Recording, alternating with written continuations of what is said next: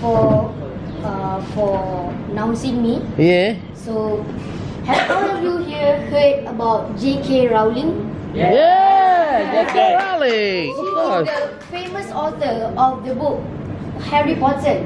Correct. So, for your information, her real name is Joanne Rowling.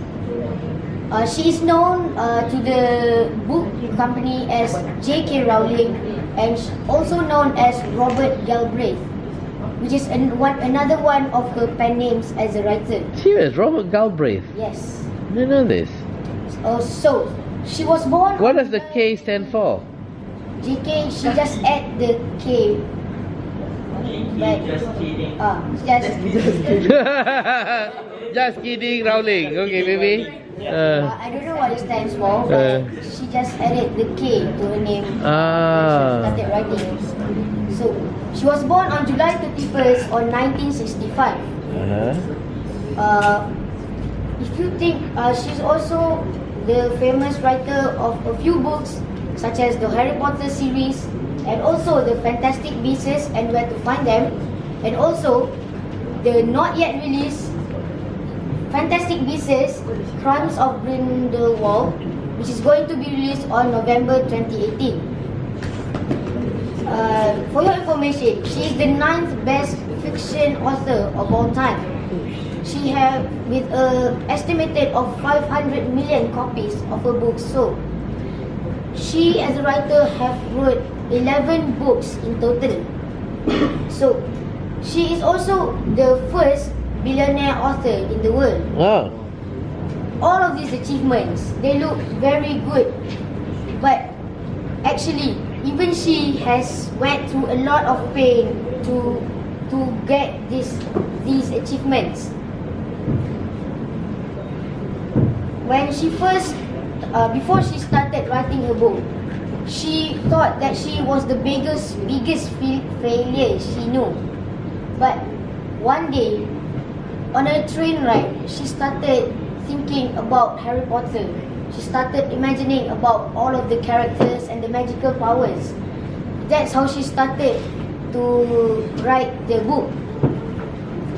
Once she started to write the book, everything was actually going well until at the age of 25, during the year 1991, her mother died because of multiple sclerosis, also known as MS. MS is a disease in which the coating on the nerve cells in the brain and the spinal cord is damaged. The death of her mother made her very sad, and it had a huge impact on her. It had a huge impact. It had a huge impact on her. Well, if you think this is a very bad thing, things become even worse after the marriage, after the failed marriage and the suicide attempt. On the year of 1992. In 1992. In 1992, she decided to move to Portugal. And in that year, she married a Portugal television journalist named George Arantes. And she had a daughter named Jessica. But you think that was all going well? It didn't. The marriage didn't last long. In fact, she got divorced only after 13 months of marriage. And because of that, she moved to Edinburgh with her daughter Jessica. Edinburgh? Edinburgh, it's a place. Scotland. Edinburgh. Edinburgh. Edinburgh. Burr. No, Edinburgh. Edinburgh. Scotland, right? In Scotland, come. Edinburgh. Yeah, that's correct pronunciation. She moved to Edinburgh with her daughter Jessica. And then she started to feel depressed because she was a single parent to a newborn baby, living in a cramped apartment with no work and no income at all. She even thought of committing suicide. But all of those challenges did not stop her from pursuing her dream Yeah. to become a famous writer. In fact, these depressions has inspired her to create evil characters such as Dementors, dark creatures, and all of the other evil characters in her book. And You mean the mentor Dementor. was based on her ex-husband? No. No. She just created those evil creatures who Maybe Voldemort was her ex-husband. I don't know, but she created those creatures according to her own experience. Just like she created the Harry Potter with his parents dead, just like her. Because when her parents died, when her mothers died, she decided to make Harry Potter's parents die as well. Also, this book, after that, she decided to rent an apartment for the sake of survival. Then she used most of her money to take care of her daughter's needs. But she loved writing so much that she spent most of her time writing at a nearby cafe after her daughter has left. And then, after 5 years of sheer patience and hard work, she finally finished her first ever book, Harry Potter and the Philosopher's Stone. Yeah. And if you think that things was finally going well for her, it didn't. After she finished her book, she tried to get it published, but 12 of the best publishers has turned down her book. She even remade the first chapter of her book 15 times, but still the publishers didn't want to accept her book. Until finally she had the green signal. A publisher called Bloomsbury had accepted her book for the cost of $4,000 to buy the Harry Potter series.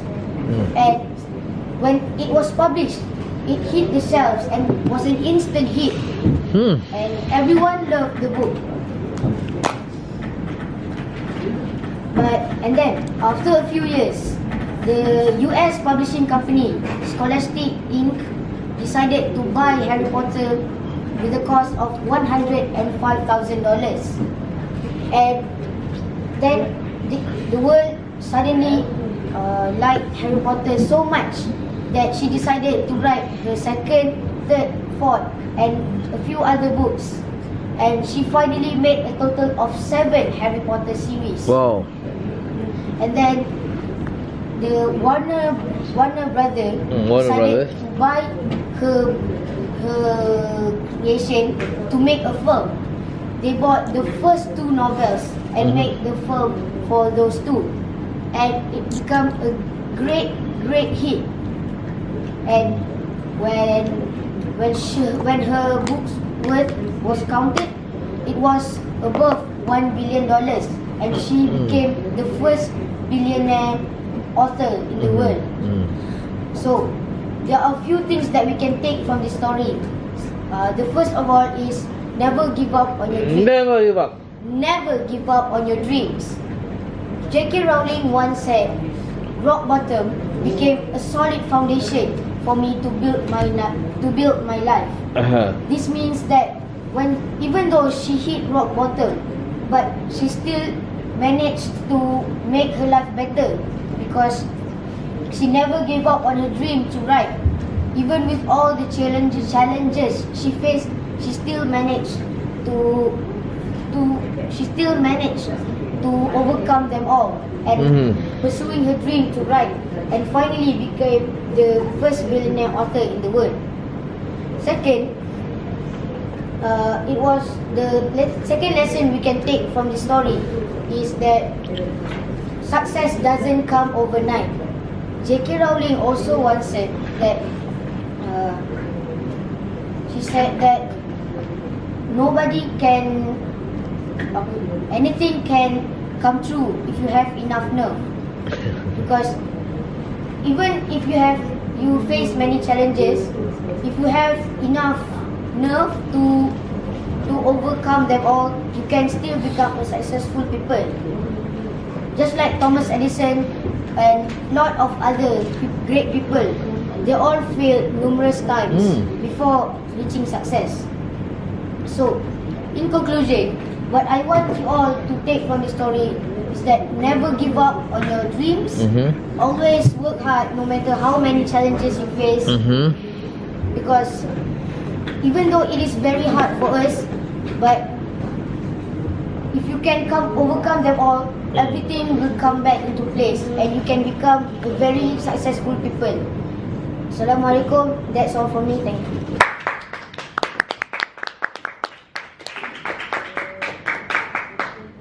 Very good.